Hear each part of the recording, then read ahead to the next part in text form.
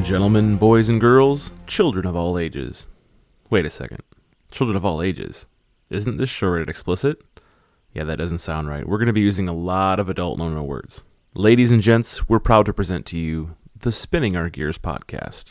As a reminder, the issues, views, and opinions discussed on the podcast are those of the hosts and their guests and do not reflect those of any department, agency, city, municipality, state, or country. All stories, characters, and individuals discussed on the podcast should be considered fictional for entertainment value, especially if there's any Blue Falcons listening in. Listener discretion is advised. If you don't like it, hit the big X and find something else. Otherwise, without further ado, here are your hosts, Turk and Swagger.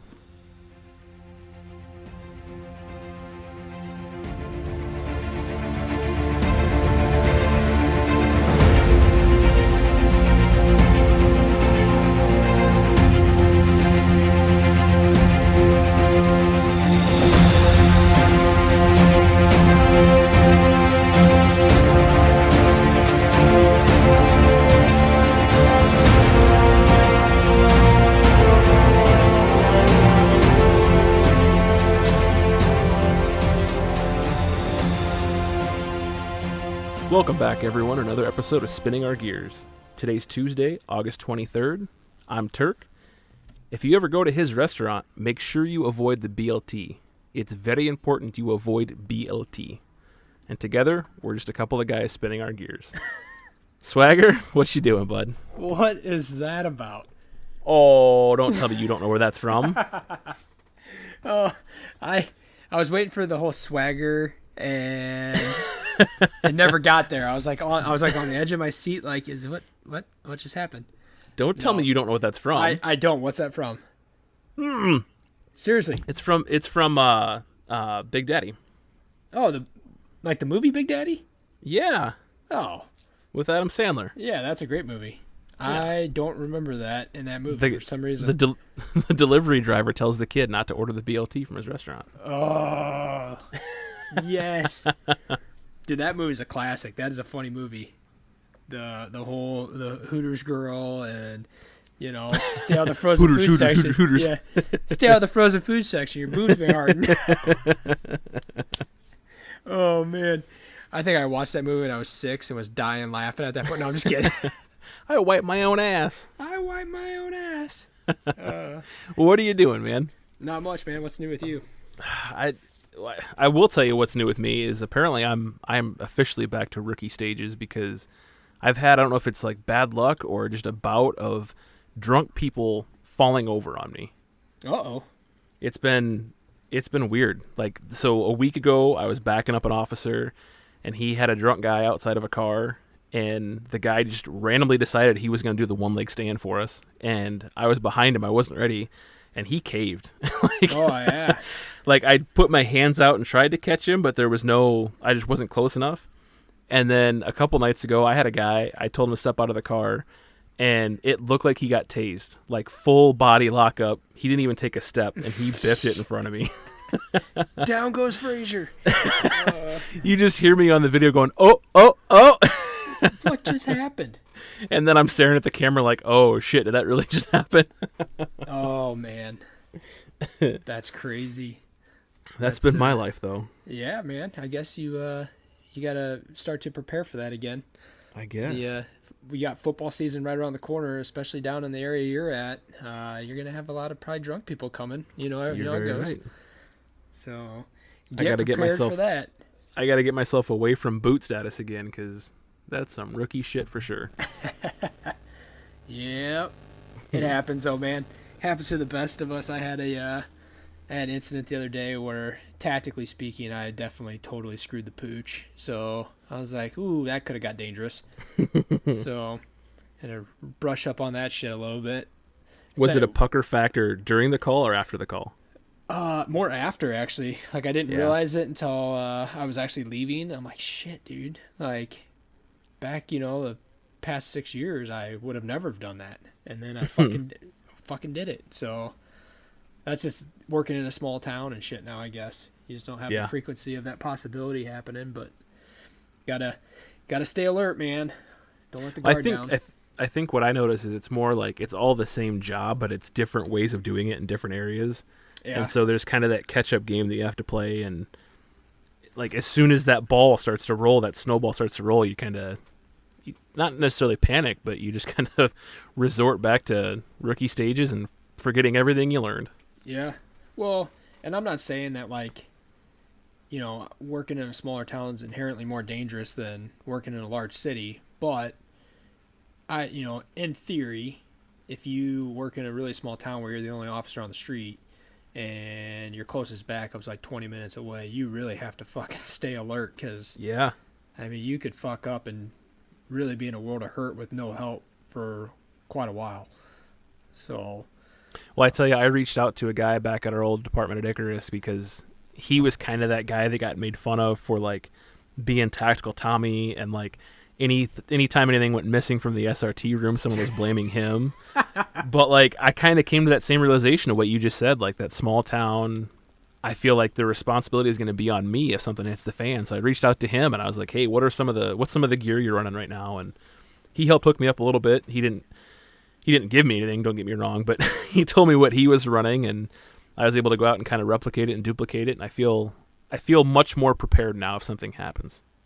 well, I mean, that's good. Did speaking of that, did anybody ever find those batteries that he was accused of tactically acquiring? Holy Yeah, shit. I found them in my bag. No. That was the running joke, though, a kind of an inside joke. People probably don't know what we're talking about. This guy would get accused of batteries going missing just about every SRT training day. Yeah, it was like, Jesus, that's a bit ridiculous. And then I mean, let's be honest. It would go on for like hours. He probably had them, but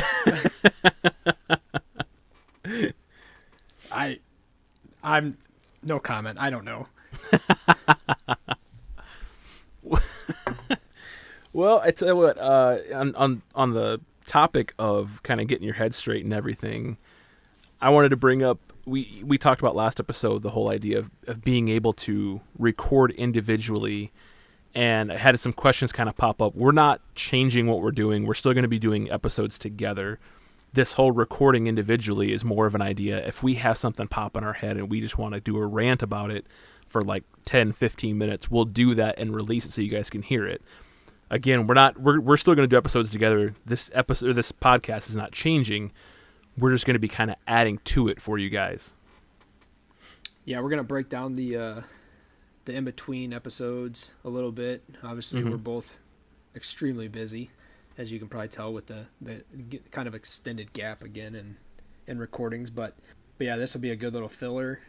Kind of give you a topic that we just have kind of pop in our head and that we wanted to talk about or discuss and go from there. So I'm excited for it. I mean, I think it's going to be a really good filler for us, and then especially like I said to you before we started recording, I had a thought pop in my head. I still have yet to remember what it was, but this is like a week ago, maybe a few days ago, whatever, within the last week, and I was like, God, I wish I had the recording features right now because I was going to talk about it. I mean, I was literally spinning my gears in my squad car.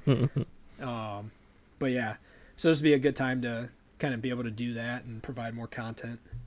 Well, could you imagine hearing Swagger with radio chirping in the background because he's in his squad car ranting about something? That's got to be against the policy. Those fucking policies, man. They'll get you every time. We're going to call them Alpha Charlies with the Spinning Our Gears host. And for those of you in law enforcement and military, you know what that's all about. But yeah, that's just wanted to kind of clarify on that and make sure that no one was afraid that things are changing or that we're, anything like that. So right. Yep. That's awesome. I can't wait for that. That's going to be a good time. How are things over at Emory Hart? They're going well, man. Super busy. A lot of stuff going out. I don't know if they actually hit the 50 states yet or not, but they've had a lot of sales, so much that like they can't even get caught up. So at all, not even close to caught up. It's consistently. So let's keep that up. That's awesome. We are actually getting low on koozies again. So we're going to need to replenish that stock at some point. But yeah, so, obviously visit the website or the Etsy page and go from there, purchase some stuff. They're going to have some fall stuff coming out, it sounds like here. Stuff for like Halloween and fall, and I doubt they get into like Christmas shit yet. But But yeah, they're gonna have some fall stuff coming out, so be on the lookout for that. And they're pretty excited about it. Some good looking items. So Yeah, let's get them to 50 states also. I know it. I'll have to ask. I'm sorry, everybody. I didn't ask before the episode, and I know it's a goal that we're all kind of striving for. So Well, Spinning Our Gears is still at 32 states. We'd like to branch it out to 50 as well. And then Double Tap Designs is still in its infancy, so not quite the numbers, but eventually we'd like to see that at 50 states, but we'll get there as well. I can't wait to, check out those stickers and stuff that you guys get to get on there and see those designs, because I'm a sticker guy personally. I have them all over my gun safe. Anytime we get something, I put sticker on there. And then my daughter, the 14-year-old, loves stickers, so where she puts them on her like little hydro flasks and all this other stuff. So, but yeah, so I'm excited to see what you guys got designed up and purchase some of those things. Well, I will say that some of them are safe for work, and others you might not want to be caught around your admin. Ooh. So be on the lookout for those. They're going to be dropping soon. And I tell you what, I think it's a good time to bring it up. Don't forget to go over to risenwarriorcoffee.com. They've been helping us out, obviously, the past several weeks, and we are very excited to be teamed up with them and all they've been doing for us. It's a great family-owned business, husband and wife. They're a local coffee shop, not coffee shop, but coffee producer here in town, or here in the area. If you go over to their website and use Turk and Swagger, again, don't spell out the word and, just Turk and Swagger with the symbol, you'll get 10% off your first order. Yeah, that's awesome. So, just to put a little bug in their ear, if they're listening, we would love to maybe have them on the podcast and kind of do an interview and speak with them and let them pitch their product even further. So feel free. Well, kind of a roundabout full circle thing. It'd be kind of like they were doing a ride along with us. And sometimes you need a cup of coffee when you've got a rider. And today's topic is all about ride-alongs. Yeah. Well, I would say you probably want to go with the coffee. I would say on the flip side of that, the alcohol, but that would be probably against policy as well. So refrain from the alcohol, drink the coffee. 0.08, people. 0.08. Yeah, Jesus. So anyway. Well, yeah. Sorry. Trying to collect my thoughts there. For this episode, this is going to be a good. We've kind of touched on some ride-along incidents that we've had in some previous episodes, but we really haven't dove in too much to the stories or kind of what to do when you're on a ride-along or how you should act. And then on the flip side of that, I guess I should say how you should act as a civilian riding in the squad car versus also the officer and what you shouldn't do with a rider in your car. So, right. We've kind of had little flashes into it, but never really, like you said, we never really dove into it. So, I guess kind of my thought for this episode was we would start off, we would go over some of the, I don't want to call them bad, but negative traits we've seen with riders, that we can cover some of the good traits, and then you and I can go into some memories of ride-alongs we've done before we were officers. Yeah, absolutely. Sounds good to me. I'm thinking right now, to be honest with you, I think I've only done one ride-along when I wasn't a police officer, so... Well, maybe we'll cover some when you were a police officer then. Yeah, that'd probably be a good idea. You brought that up, and I go, shit, I'm trying to think. Scramble. What? Wait. Well, or we'll just do a real in-depth dive for that one time. We can cover every hour that you were there. That one time. That one time at band camp? I guess I'll just kick it off with some of the negative traits that I've seen, or some of the kind of annoying traits. When you're that police officer driving around, your 8 hours or 10 hours, 12, whatever your shift is, if you've got a rider, it's very detrimental upon them whether or not that shift is going to go well, or whether or not you're going to be just kind of gripping that steering wheel and wanting to scream at the top of your lungs. But I think the first one that I've experienced that was bad was someone who smells. Oh, my God. Yeah. If you know you're going to be in a squad car with another person, it's a tight space, just take a shower, please. Yeah. Well, and that's the thing is your personal hygiene and your appearance as a rider, you need to make sure that you're doing both, because you're going to be out in the community kind of representing the department to an extent. It's not like you just get to go sit in a squad car and ride around and do nothing and experience it. You have to kind of play the part. So making sure that you're well hygiened and groomed is going to be a key to that. So I couldn't agree more. And we're not saying you have to show up in a shirt and tie. Yeah. Wow. Yeah, I felt like you don't have to show up in a shirt and tie, but maybe a ratty old T-shirt and gym shorts and flip-flops isn't the right way to go. No, yeah, you're definitely. I know that most departments have dress codes and things like that. But I'm sure we're going to touch on that a little bit later. But making sure that you're, well hygiened and don't smell. Put on fucking deodorant, please, because squad cars are super small, and if you're smelling worse than the dogs, the canines.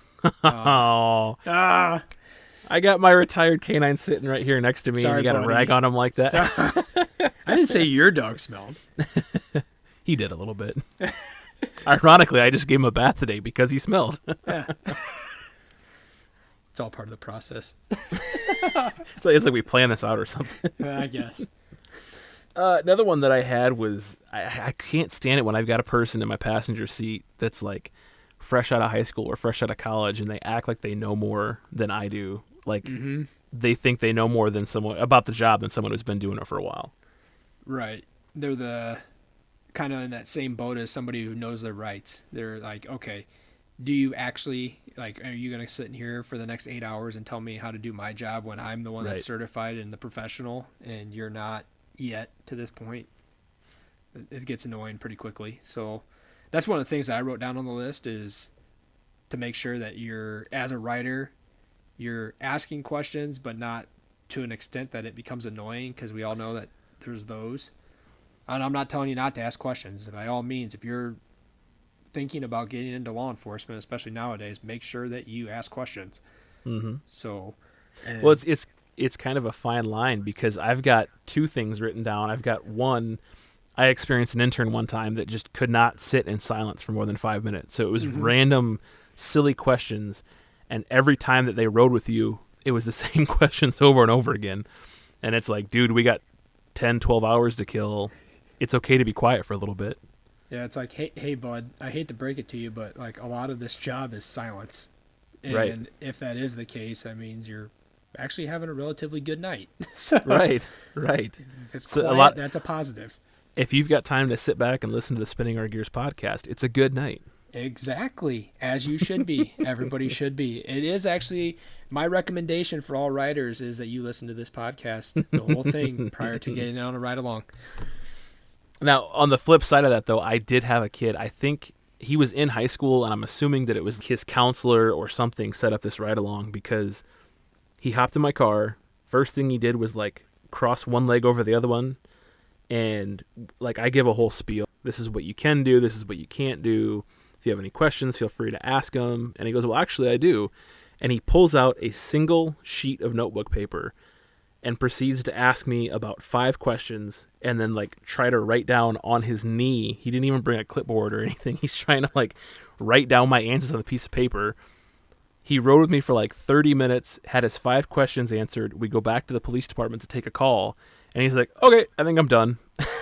What? Yeah. All right. And he just walks out. Well, all right. So I know everybody else is dying to know, but do you remember what the 5 questions were?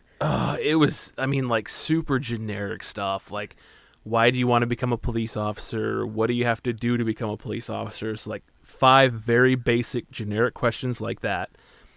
And we get back to the police department. Like I said, he just goes, okay, I think I'm done for the day, and takes off. My sergeant is like, did the kid leave? And I go, yeah. And he goes, what'd you do? And I go, nothing. I didn't do anything. I swear. I didn't punch him. I didn't tell him to go fuck himself. Nothing. I don't know what happened.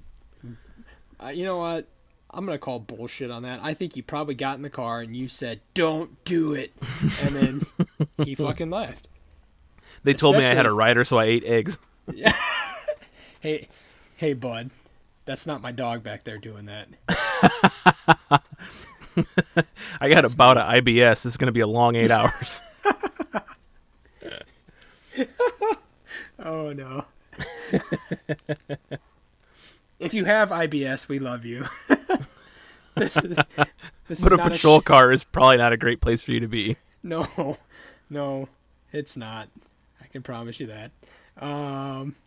Well, I was only thinking, still on the topic of what this poor little kid got scared and startled off about is if it was at Icarus, I can only imagine that you gave him sound positive advice. And Oh, this was early on in my career. oh, before, huh? Yeah. So Oh, okay. I legitimately think his teacher or his counselor set up the ride along, and it was for like extra credit or something because he was in and out. I see, and I'm just kind of envisioning that if it was at Icarus and he gets in the car with you and goes, "So, what's it like working here?" and you just stare at him and blink repeatedly, and then he just gets out of the car and leaves, and then you go in and tell the supervisor, "Yeah, he just left." Hey, you say anything to him? Oh, Do you really want me to answer that question? yeah. Jeez. All right. So what's the world of police like? Well, Well, do you want what it's supposed to be like? I'm going to need you to fill out this paperwork 5 times over. Yeah. We're going to go out back. I'm going to kick you in the nuts and call you lots of names. Do you want to visit with your family ever? No? Perfect. You're the right guy for the job. Do you want to eat at all the old restaurants you used to eat at? Do you want to, ride around and worry about whether or not somebody's spitting your food? All right. Do you want to see someone on the street every day and go, I think I know that guy, but I don't know how? Yeah. I'm pretty sure I arrested that person. Do you want a constant case of IBS? Terrible eating habits. What do you got for me? What do you got for I bad don't know. writers? Oh, I was like, we got to move on. We're kind of stuck on this. We're really spinning our gears on this one. No, so that was kind of one of the things that I was touching on. Just bad writer stuff was, how to act. But then, like you said, giving them kind of like a set guidelines of rules and things that they can get out of the car on, that they can and cannot do. Obviously, don't let them get involved in any of your calls. If you're an officer working, and as a writer, do not try to interject yourself is one of the things I have written down. Don't say anything, because you talking is not going to help the situation at all. So, just making sure that, you haven't been trained in verbal judo. You may be like a perfect, decent person that, knows what to say. But as a writer, there's nothing really that's positive that can really come out of anything that you're gonna say to help the matter. And I don't want to get you put in a situation or get us put in a situation where we're having to fight somebody because you said something. So it's best just to keep your mouth shut and listen. Well, ironically, I have that one written down too. I've experienced an intern who had to get talked to by a supervisor because would just randomly wander out of the squad car before he was told that he could by the officer. And for the officers out there listening, if you've never had a rider, I'm sure it's few and far between, but for those of you who have not, it's basically like having a toddler with you at all times that you are responsible for. You're responsible for their safety and their presence, and you have to know where they are.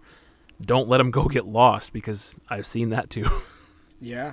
And it's a huge responsibility as an officer, to make sure that they're safe, and that part of it does kind of suck. I mean, really, because you're essentially responsible for one more person that's not yourself.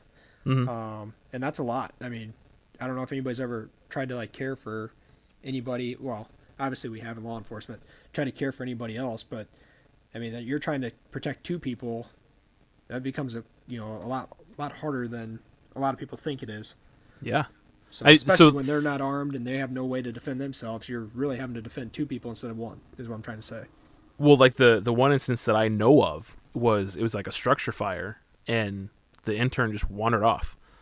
And so all of a sudden, all of the officers on scene were like, where did the intern go? And it was like a manhunt trying to figure, your mind starts going to the worst place. And this guy was just a gomer and just wandered off to go look at something. But, Jesus. Fuck. He went in to save people. Yeah. He's in the fire, dragging bodies out. Who the hell brought Superman? God. So one other one that I had, I guess, before we move on, unless you've got more, is there is a fine line, don't be standoffish, but understand that cops kind of have this like inner circle type thing. So if you are jumping in day one and you're acting buddy and you don't know anybody at that police department, you're going to kind of get looked down upon. Yeah, I agree completely. So just be aware of that. Like if you're coming in calling guys by their last names, like you played football with them and you didn't play any sports with them, they're not going to like that too much. Yeah. One of the other things I had written down pertaining to, and I think you were kind of touching on it on that last little bit there, pertaining to the rider.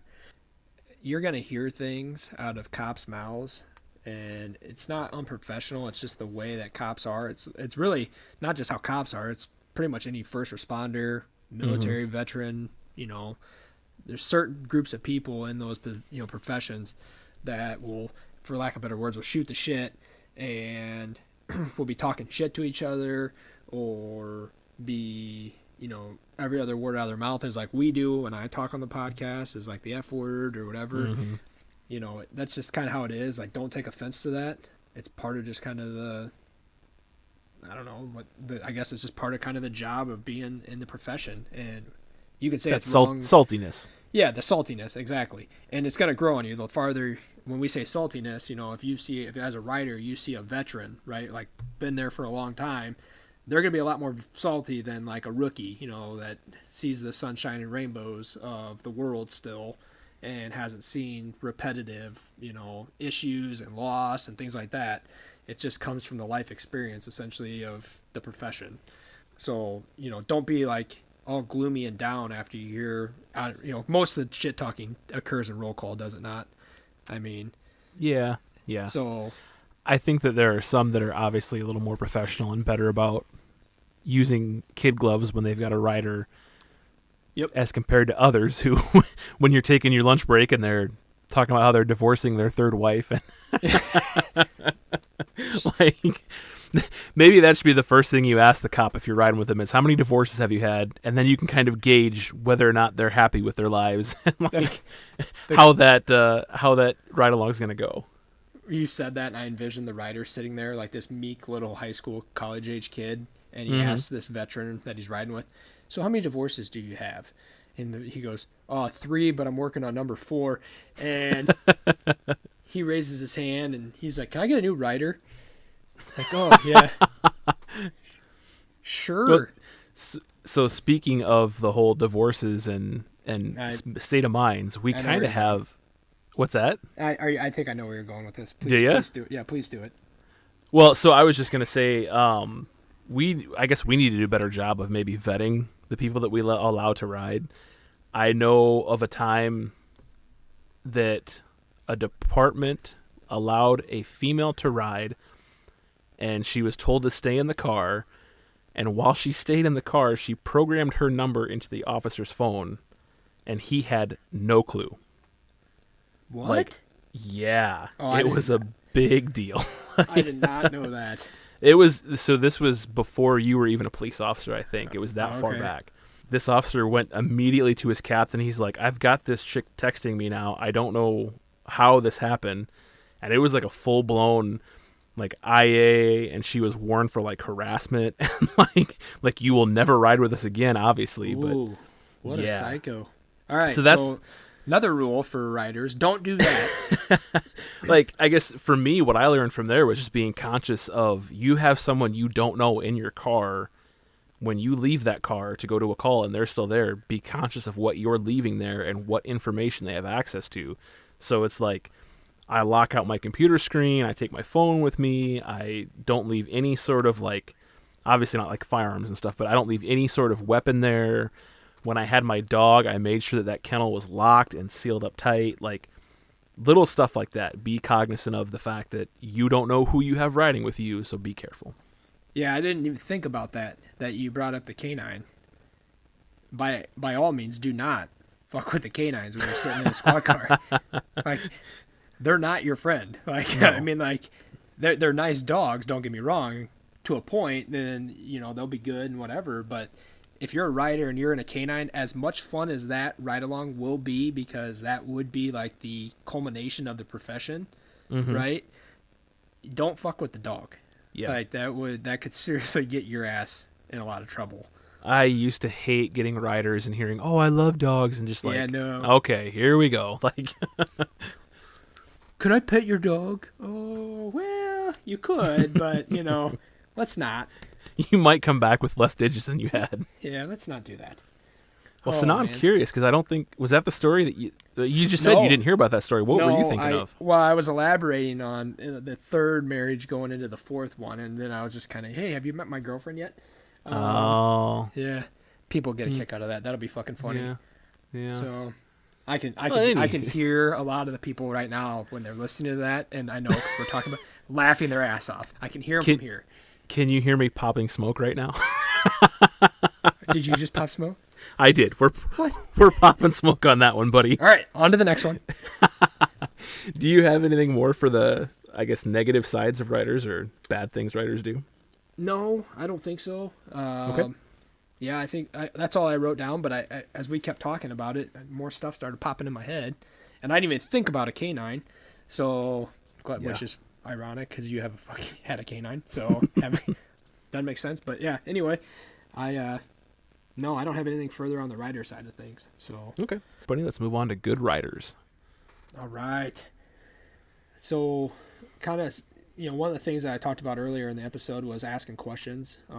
Yep. Obviously take your experience as a writer and writing with an officer as much as you can. I actually liked when we would like divide, like split writers, you had them for the first half and I am for the second half. If you can do that, that's huge because each officer is going to be different.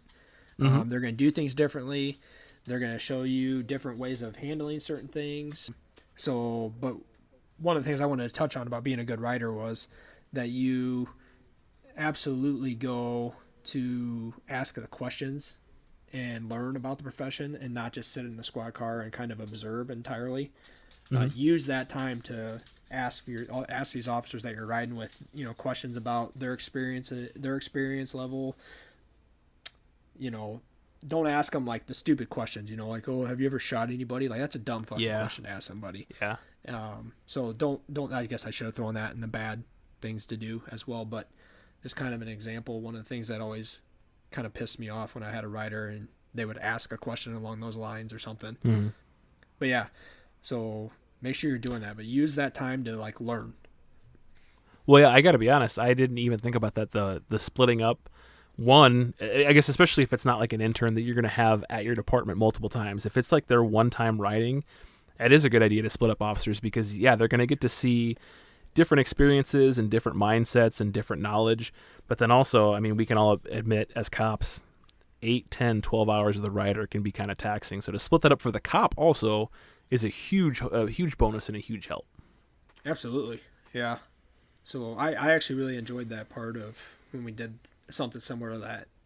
So, and if you have a lot of riders that are riding in one shift for whatever reason, they just, it's an intern thing or whatever, and passing them around to other officers kind of on like a rotation, I thought was another huge thing that we kind of did from time to time to get them more experience. Plus you as the officer get somebody new, and that can be a plus or a minus, obviously. Right. But I think it's good. Right. When you've got Sally in your passenger seat talking about her uncle getting tased. Yeah. Right. Okay, I've got 2 hours and 37 minutes left with you. Well, and another thing that I was thinking about there is that, and this is probably more of a negative thing, but you as the officer, while you're, providing a ride along, and one of the things I made a mistake on is that if you have a rider with you that is making statements and you're on overnights that they had been like up all day long and then they needed to like go home. Yeah. You probably should have like kicked them out of the car before then, even though they were like, no, I'll just keep riding. And then they end up getting in a car accident like right after they left. Yeah. Like, so, which their own fault, but you can't prevent that. But at the same time, I do have to admit, this rider was making comments to me the whole time. Like, yeah, I've been up since, real early in the morning. And I'm like, well, you've been up for like 24 hours now. So like, you want to go home? And then I didn't press the issue. Like, no, you need to get out of my car and go home.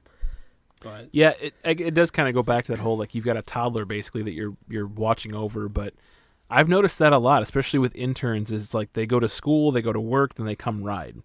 and they Right. flip around and do it all again. And granted, being 16, 17, 18 is a lot different than being 34, 35, 36, but yeah, that's something to look out for, and something that ultimately is their responsibility. They need to plan out. But if you're the officer and you think that there's a serious safety issue, kick them out.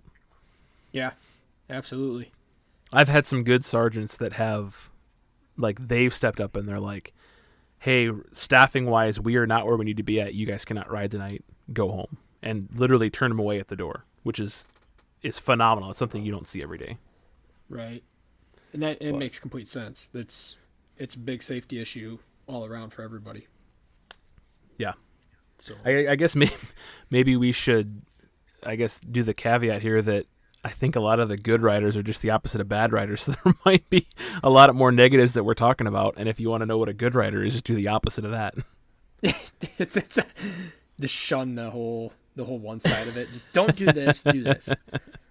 Well, because like I've got, I don't know what I was thinking. I literally have written down "don't smell." That must have been really on my mind when I wrote about the smelly guy. And now, don't smell. Right. And it really is going to be the same stuff and just flip. But yeah. But there are some positive things that we can talk about on the positive side. Like, Mm-hmm. If you are going to get out of the car, try to stay close to the officer, but don't be like up on them. Like let's make sure you have some sort of distance that they can operate and maneuver.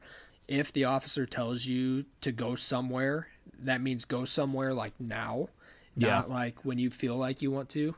Because I know coming from the military and seeing like civilians in their infant stages of trying to become adults, and then furthermore, when you get told to do something, you need to do something like immediately, not just when you feel like it in this profession. So as a rider, if a police officer tells you to go somewhere, go sit in the squad car, go stand over there, you immediately need to go do that. Don't question it, just so you can get like further observation of what's occurring. It means there's something really bad is about to happen. So. I'll be honest, I don't know about you, but for me, 100%, when I had a rider, it was you're staying in my car the whole time. And I told him, like, I don't know how other guys do it, but it might be boring for you. You're not getting out of the car unless we're on break. Like, you're not going into my calls. You're not going to my traffic stops. You're going to sit here and observe. So I personally would let riders get out to an extent depending upon what type of call it was. I played that by the level of severity, like the high priority type calls. If it was like something that could be like a really serious at risk, a domestic, like absolutely not. You're not getting out of the car.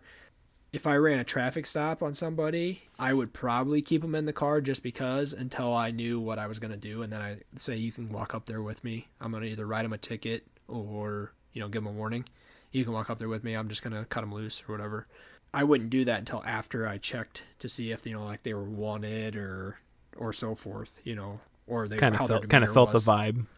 Right. Felt it out a little bit and then let it proceed. But then the other thing, like, I know of other agencies that will provide riders with like bulletproof vests and stuff, and we never did that. And I was kind of surprised about that because it is a liability. I know you sign a waiver and like you waive all your liability, but that liability in the back of your mind, if something were to happen as an officer, as a rider, as the department that hosted that rider, you're going to feel like complete shit if something happened to that rider or something happened to the officer because you were there, So giving them that added layer of security to an extent with a vest, I think is a huge thing that everybody should be doing.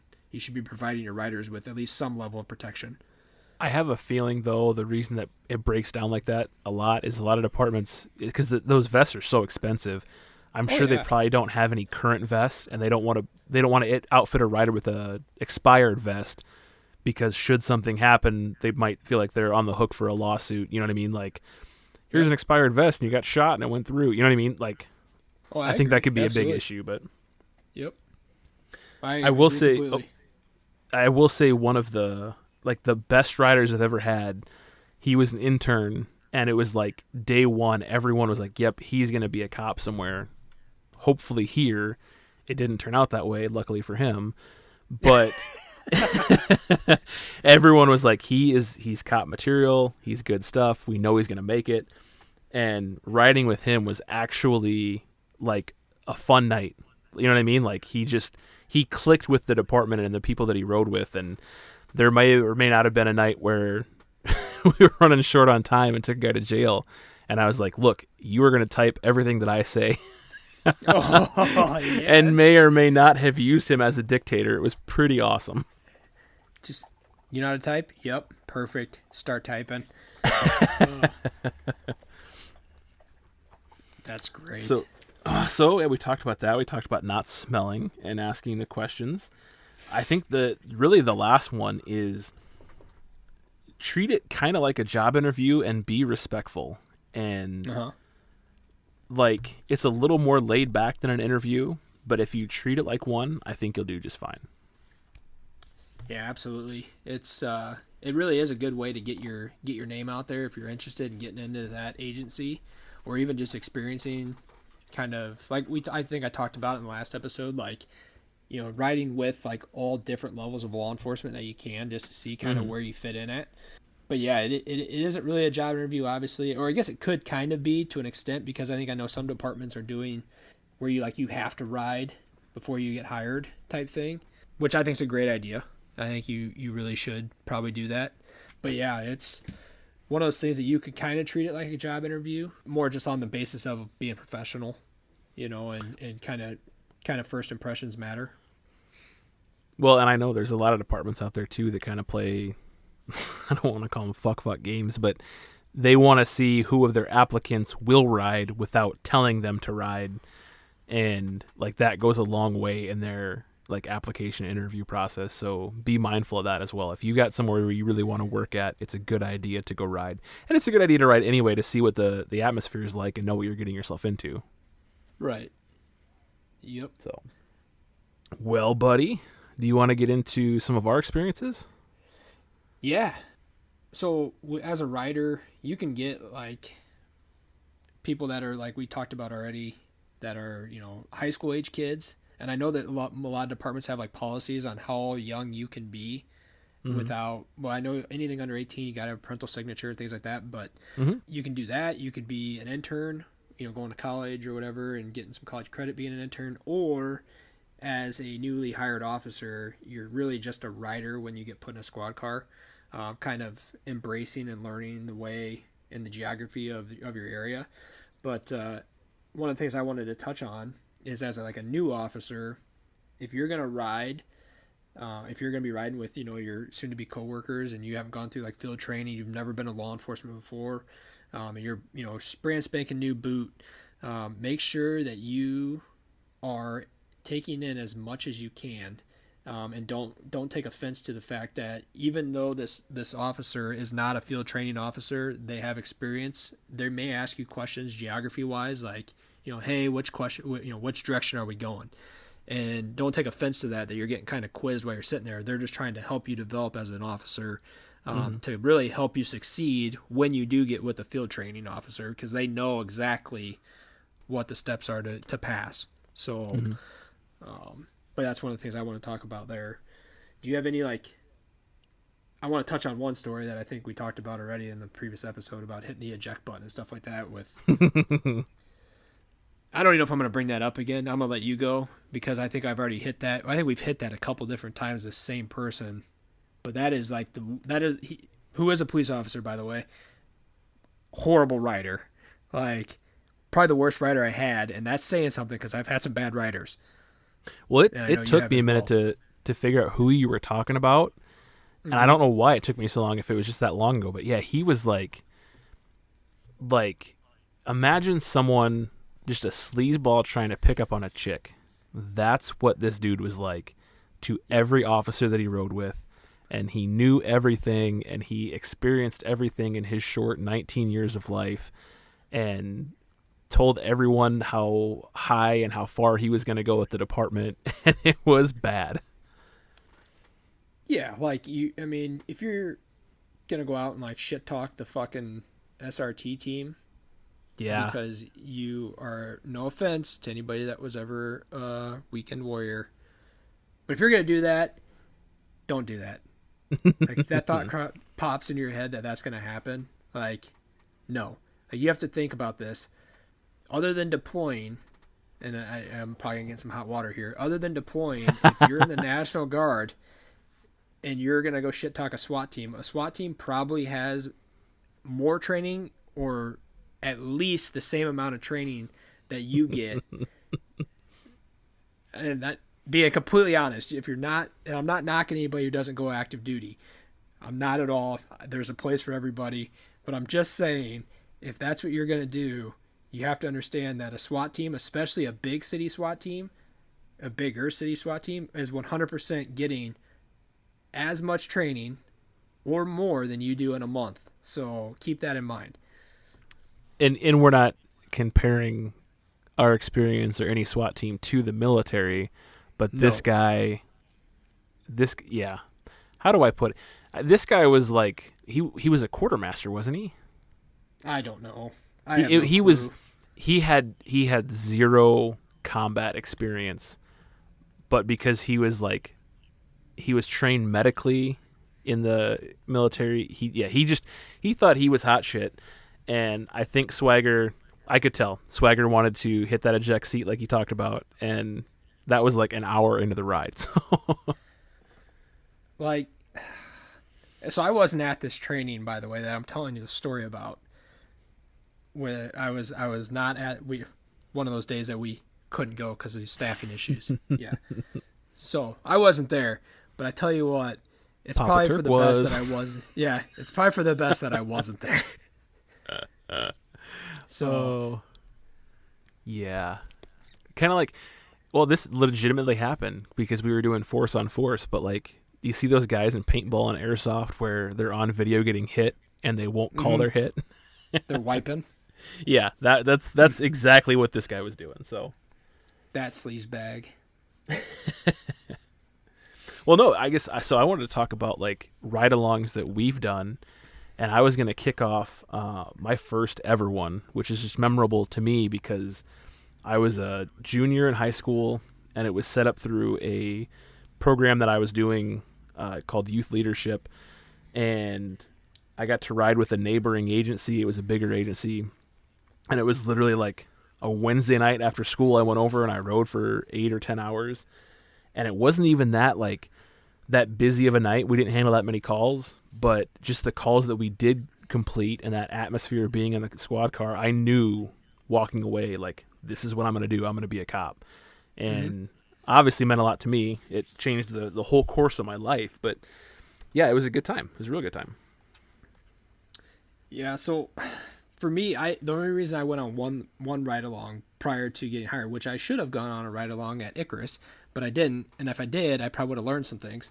But anyway, the only reason I didn't do it is because I had been around law enforcement or law enforcement officers and law enforcement through my family for like about 20 years prior to being a cop, almost.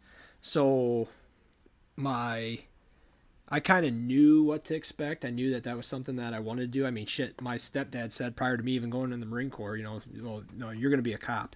And just from talking with him, who obviously he was a cop. And I didn't think that, I'm like, no, I'm going to go in the military. I'm going to do this. I'm not ever going to be a cop. Not, whatever. And then so, truth behold, I'm a cop. So, and I think that's just kind of a testament to cops as well, that just see things in people, positive and negative, prior to even certain people seeing those things in themselves. And I think we've all experienced that, even with writers, that like, this dude's not going to work out. Yeah. It's one of those things that I could tell you that this person's not going to work out. I could tell you that there have been people hired at Icarus that we called weren't going to work out, and they didn't work out. And it's one of those things that we're just, cops are just notoriously good at reading people, and they should be. And if you're not, you shouldn't be a cop. It really kind of just goes hand in hand. Well, and even like not even people that have applied, just people that were like maybe in the high school stages, the college stages that were doing a ride along. And yeah, you get that feel where you're like, I just don't know. And you, as a cop, you kind of have that responsibility to have that conversation with them. Maybe not be that upfront and brutal and say, hey, you're not going to be a cop, but hey, maybe you need to go evaluate some things that are going on before you start putting in applications. Right. And I think that, like, if we have, like, agencies listen to this, and maybe, I don't know, if, like, HR personnel listen to this thing, that if you weren't a police officer and you work in a human resources profession or you have a business degree, you're not going to be able to see what would be a good police officer because you've never experienced it. You don't really know the ins and outs of the job. So your basis of what your opinion is on who they should and shouldn't hire has zero bearing or relevance in this matter because you don't know. You can say you can use everything that you use on the human resources side of things, and I can say that because I've taken several human resources classes. You could use everything that you were taught in college and not find the perfect cop. And that's because they're not the same. Especially nowadays, it is why anybody would want to go and be a police officer, I don't know, but good for you that you do want to, because this profession is a very thankless job, and it is something that you have to legitimately dedicate yourself and your whole entire family to. So, well, yeah, it's incredibly hard. It's incredibly hard to find good quality applicants, and just kind of like how like Nick over at Roll Call Room talks about how all admin should have to do at least one patrol shift a month to remember what it's like. I think that anyone in charge of hiring, so like HR, city managers, mayors, county board members, I think they should all be required to do a ride-along for police. They should be required to do it for fire. They should be required to do it for paramedics so that they know when they're going to hire, whether it be the next chief of police or the next police officer, they know what they should be looking for. They should have a little feel of what the job is like. Because, yeah, like you said, they have no basis. They have no idea. And they're just kind of going off what they learned in college. Right. Or something they hadn't experienced in 20 years. Yeah. Yeah. I mean, one of the other things is, I've said this before. I think you and I maybe talked about it, or I could have talked about it with somebody else, I guess. But, and I know this is probably going to, get underneath some people's skin, but I really 100% feel that a police chief should be an elected position. And the reason I say that is the sheriff is, and I think a police chief should be as well. And the reason I say that is if the personnel, the citizens of the city do not like that chief, nobody at that fucking department's going to like him either. Right. So that would be a bad hire. Where otherwise you have the city, the panel, the city manager. You could take all the panels in the world, put them together, and they could say, yeah, no, hire this one or hire that guy, and they can be wrong. But if you get a town of whatever, and there's an election that's being held, and they get it wrong, well, then they can just change their mind and switch to somebody else in the next election. And so it's not like we're saying that chief of polices are bad because they're hired by the mayor. No. There are a lot of good chief of police out there. It's just there's an accountability there where instead of working for the voters, they're working for that city manager and that mayor. So like, and from my understanding is it's basically a year-to-year thing where they're auditioning every year to continue their employment as chief of police under that city administration instead of the citizens of that city. Yep. I agree completely. Then, like Turk said, I am in no way saying that their chiefs are bad. I know several really good chiefs of police. I know of a few bad chiefs of police. I mean, there's those out there just like in any other profession. There's bad everything. There's really good everything. It's definitely a give and take type thing, but it's just one of those things that would kind of, the checks and balance of the issue, in my opinion, would be to make an elected position. Because if you can make the whole community vote for you, or the majority of the community vote for you, because you're a good human being, or you've been there and you've put in your time and you've made a really good impact on the community that they want to go with you as the leader of their city's law enforcement, that's a good thing. I mean, that would be a positive outcome. The other thing there is in order for you to be elected as the police chief, you have to live there in that city. Yeah. And I think that's huge as well. You can't be living somewhere in like 2 counties over and try to come over and make all these adjustments. Like that makes no sense. You don't even live Yeah, there. You're not part of the community. I think I've heard both like plus and minus for that. Like, yeah, your daily functions can be done if you don't live in there, but it goes a long way and shows that you care about the community if you do live there. Mm-hmm. And I think that's kind of what you're saying as well. Like, yeah, you can get the job done and you can make your decisions, but it's almost kind of like you don't have, well, I don't want to say that. I don't want to say that you don't have your finger on the pulse, but you don't have that community feel, I guess. Right. I'm kind of just spinning my gears and spinning in circles at this point. Yep. This is a topic I think we're kind of venturing off into something else as well, but I mean, yeah, we did kind of. Something that needed to be talked about, I guess. Apparently, I'm spinning my gears on this. This probably would have been that good time for me to like just do this separately, but I'm doing it anyway. Do your Alpha Charlie. I'm doing, yeah. Fuck, whatever. Well, that's okay. Now, So let's bring it back in. All right. Tell me about your one ride along that you did before becoming a police officer. So the one ride along that I did was in a very fucking large city compared to anywhere in this general area, and I'm not going to mention it because I'm not going to knock it, but I went down and rode there, and I knew that like you said, I knew that that's what I wanted to do, but I knew I did not want to do it there for several reasons. It was in a state that we shall not mention that is very